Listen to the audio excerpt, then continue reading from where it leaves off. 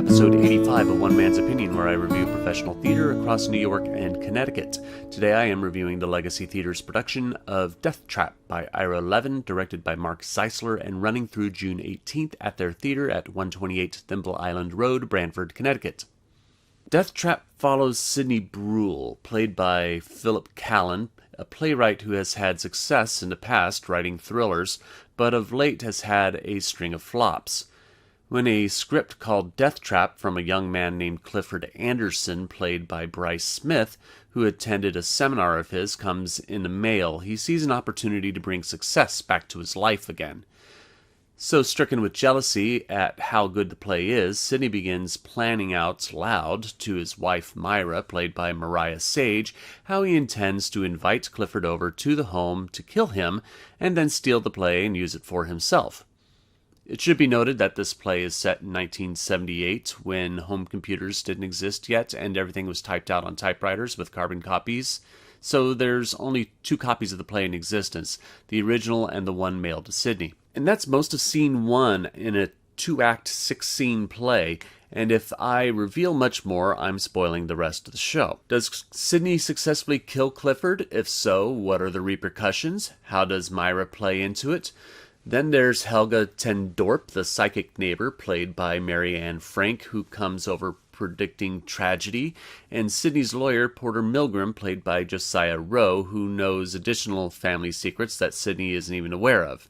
Unlike the works of, say, Agatha Christie, where the audience is generally trying to figure out who killed who, Levin has us see the murder, but what we see may not be the whole picture, and there is more hidden than we think. Legacy Theater's production has its ups and downs. My mixed feelings towards the show has to do with Zeisler's direction of the acting.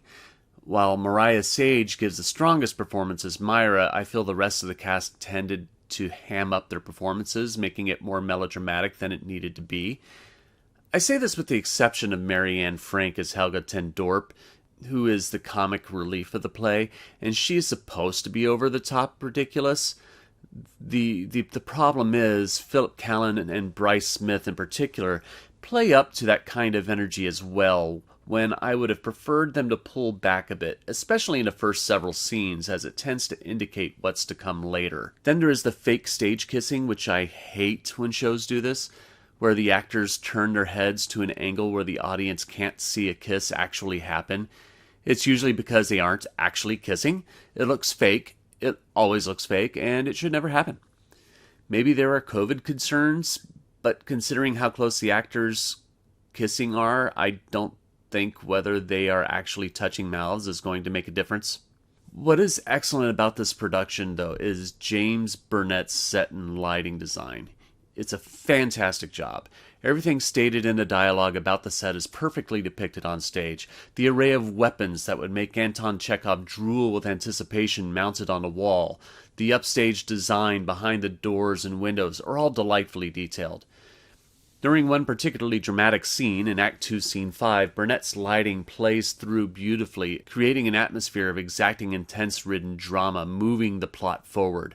His work elevates the play with vicious color and intensity. This being the Legacy Theater's second show of only their second season as a professional company, this is an exceptional show.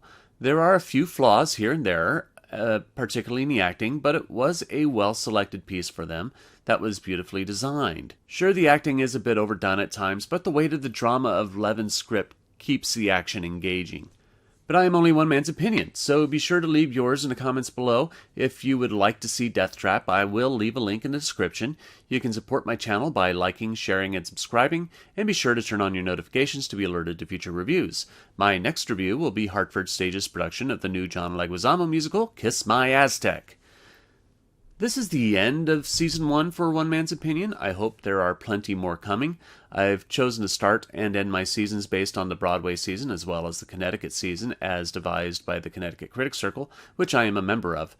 We are currently preparing for our annual award ceremony, which is scheduled for Monday, June 27th at Long Wharf Theater.